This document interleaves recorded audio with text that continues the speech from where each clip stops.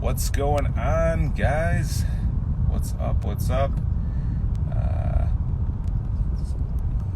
Just gonna make a little pinned comment here. And it doesn't let you do pinned comments anymore. No way. Sweet. All right. What's going on, guys? I was looking back at the last couple days, and I'm thinking and looking at some of my patterns of behavior of having Amazon stuff, talking about stock stuff, talking about what's going on in the world and how there's constantly like this division. And so I have one main message, which is going to be a short one, and then I'll get into some of your questions that you guys had. And if you guys have more questions, shoot me down below, and we'll try to keep this going because I'm running a little bit behind. But welcome, guys. Welcome, Steve. Welcome, Resellilicious. Welcome, Selling Daily. Hi, Jerry. How are you? So yesterday I was just looking back at, or before I get to that, actually, I was watching this podcast with Josh Luber, who is the CEO of Stockx, and it was super interesting because he made things happen in a very short amount of time. But if you don't know what Stockx is, it's a stock market basically for shoes, and it basically started from an idea of looking at this big data when he was at IBM, I want to say around like 2012, 2014, and then he realized that there were these opportunities because although people were selling stuff on eBay and you had some things where the comps were available, they weren't like as a market available. And it was just interesting to hear his line of thought because he was talking about, he had the idea, he worked as an attorney, and all these things basically tied into what he did to make Stockx. And although he's not the CEO right now, he just shared like how it's a whole different mindset going from 10 to 100 to, I think he said 1,100 employees, and how in some cases he had to have some tough conversations where maybe somebody wasn't the right fit for the job, so they had to go, or maybe their job involved all these other moving pieces of, like, let's say accounting, receivable, accounting, bill, I forgot the other one now, accounts receivable, accounts that I can't remember, and all these invoicing, let's say, and these other things, and they made the job, okay, you're just accounts receivable, you're just, that kind of thing. And it was just super interesting to hear him build this out because of the different things he had conquered along the way and the process that it took to basically get through that. And now he's doing more of a trading card thing, which his one good point, and this is kind of the end of the story, and we'll move into questions, because again, got to keep it moving, is that what Stockx has is you got the shoes and you got the big companies, Nike, Adidas, and they are the manufacturers and they kind of control the market. And one of the bad things would be like, all right, we see that these, Jordan whatevers are really good sellers. Let's make some more that, you can't manufacture like a 2020 shoe when it's not 2020, of course. But what I mean is they could make more of ones that are like that, for future things. So it may cause a little bit of dilution. And I found that really interesting because then his point was with trading cards and stuff, there is no Nike, there is no Adidas, there is no these big companies. Like, it's just controlled by the people that make up the market, kind of like, I guess, Bitcoin peer-to-peer. But anyways, that's total digression. However, he had a really good point there, and I'm really excited to see what trading cards does because it's blowing up for sure. And so I'll tie back into this at the end of the story. But then here comes kind of the main thing before I get into the questions. And by the way, welcome, guys. Welcome, Sean. Welcome, Mr. Blaine. How you guys doing? If you guys have any questions, just drop them down below. Okay, so the main thing, and again, I'm looking at kind of my patterns of behavior over the last couple months and what's going on, and there's just this big push to divide everybody, and it's really freaking annoying, left and right, and people that believe in the medical things of this and people that don't believe in the medical things of this, and the protesting, and there's memes and there's people and things like that, and it's just all this division. And I think the best thing we can do right now is have that unity and do those things. And I'm a strong advocate for freedom, so of course that's still going to pop in my story and I'm still going to see those things. But as far as like the overall division that you're constantly seeing, and it constantly just seems like the powers that be, we'll say, are just trying to split us up. And I just think that the best thing we can do is just work together and collaborate and grow together and do things together. So that is one of the main things that led me to want to do this live, and it's to say, like, October, November, December, they're going to be hell, and it's going to be rough at times, and other times, whatever might happen. And just, always just remember that, we're all human. We all make mistakes. We all have opinions. Sometimes we're led by our feelings, sometimes we're not, and that's kind of one of the triggers that the powers that be, again, we'll just use that term, use to emotionally drive us. Okay, so just keep that in mind. All right, so we'll keep moving here, and by the way, at the end of this, I just want to kind of say the two ways that I think this is all gonna pan out this year, and it's just a prediction. But let's get into questions. All right. So last year, what was your revenue, and then for Q4, and then what percentage increase are you looking at, or what do what's your goal basically? Last year, from October, November, December, we did about $200,000 in revenue. It was actually just slightly more than that. And just remember that when we're talking revenue, this is like the raw dollars. So what really, really, really matters, especially this year, I've looked at and found out is how much is there at the end of the day. So I don't know that number for this, but that wasn't the question, luckily, so I didn't get caught on the spot. However, to answer the question, then the goal for this Q4 would be about a 40% increase, which for some reason my math is right. And that is about 280K is what I would like to do the next 3 months. It should help, though, because in all years past, I've never had a pile of 20. I think I'm up to 24 boxes of toys that are sitting ready to go, and that are all out there and ready and set and go. And so I'm really excited about this goal, and I assume that we'll just keep working towards it and make it happen, because that's basically 280 would be 80, 160, 240, 85. It'd be about 85K a month, something like that. So it's a little bit of a stretch, especially with this last month being pretty poor, but we'll get there. And I'll do the same thing like I did last time, where I took the revenue of the year so far, I looked at the average selling price, I divided out the units, and then I extrapolated that into the last 3 months of the year. So something to look at. The next question was, what's the story with the finished basement? Are you moving back from the warehouse and going to the basement? No, it won't fit. There's pallets in there. There's all sorts of things in there. The biggest reason for just finishing the basement was because when we moved into the home, we had the contractor that built it make it so that we could eventually finish the basement. So he had everything to the drywall. He had it up to the drywall done.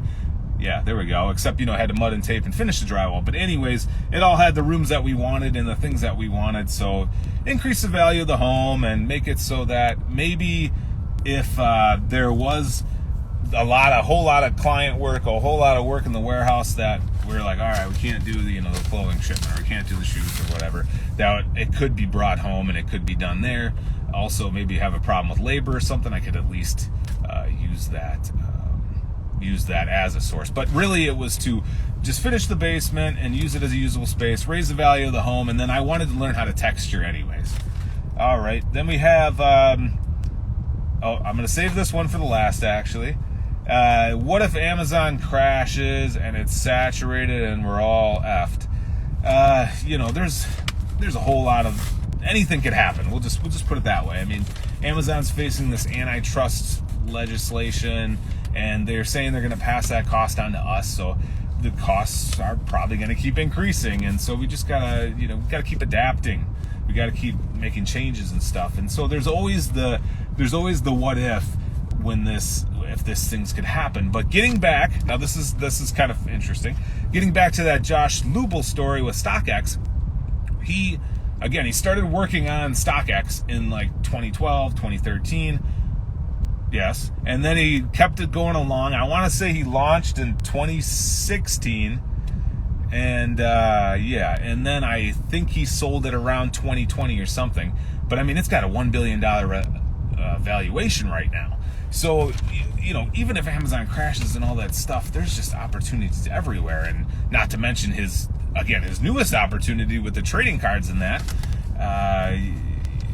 It's just wild. So I don't know. I mean, it could happen. It could get saturated, and then, like I say, maybe the costs get to be crazy, and so it does not become feasible or whatever.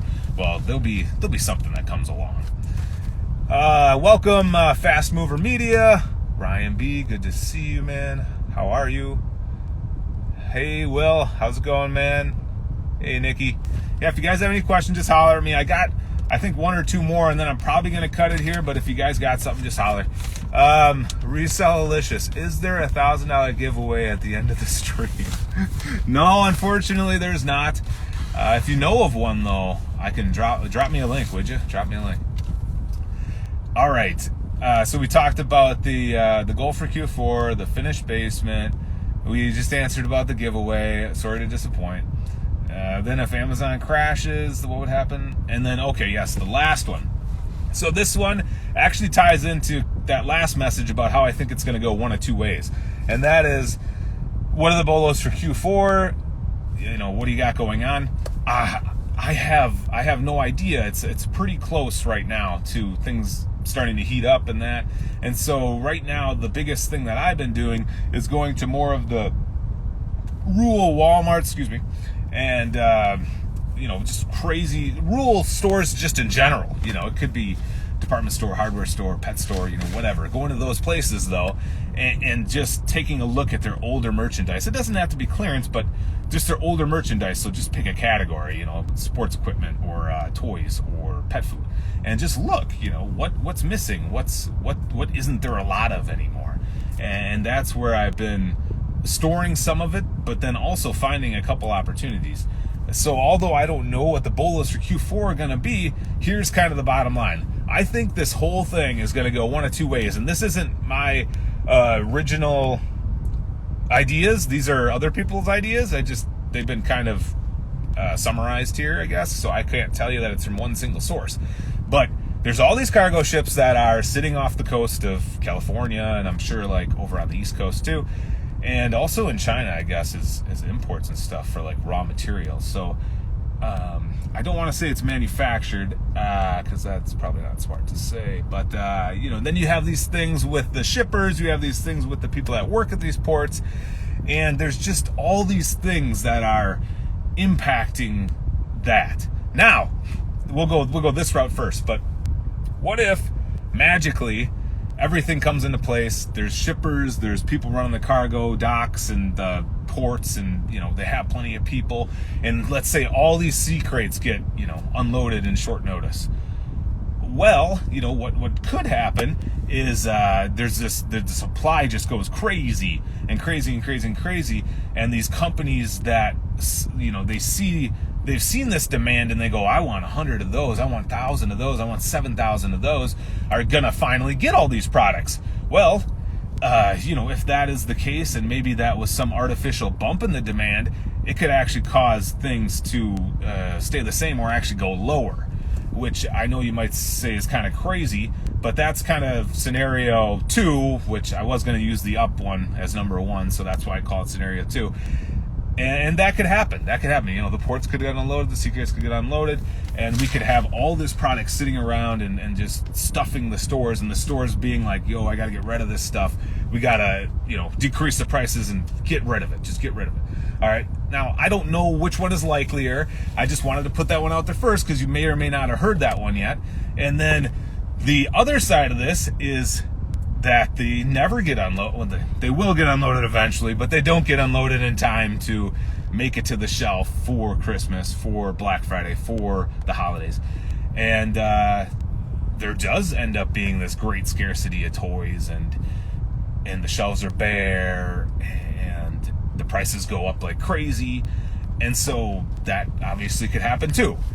And I guess the reason I'm saying both scenarios is because, again, I don't know what's going to play out, but then also it has me a little bit cautious as to, man, I want to have 50 boxes right now. I'd love to have, whatever number. I'm going to still add to that pile and stuff, but I don't want to get too ahead of myself in case maybe that the first scenario that I was calling the second scenario, wow, that's lippy, that happens, okay? But we'll see, we'll see how it plays out. So although I don't have any bolos or things, I just see this playing out one of two ways now. Who knows? Maybe there's a third option that I'm not thinking of. But I am excited to see what happens, because in any case, again, it kind of goes back to what if everything crashes? We'll pivot, we'll adjust. Just remember that when we're seeing all this, I don't want to say that word, when we're seeing all this media of stuff going on in the world, you just got to kind of take it with a grain of salt. I mean, I grew up with divorced parents, and I know a lot of divorced people, and you hear from the one party how that person is whatever, we'll use cheat and a liar, and the other person was never around and is an asshole. But you always got to take both sides of the story. So when you see all this stuff that's going on in the world, just remember that there's two sides to every story, and I honestly think they're just trying to divide us and make us choose sides.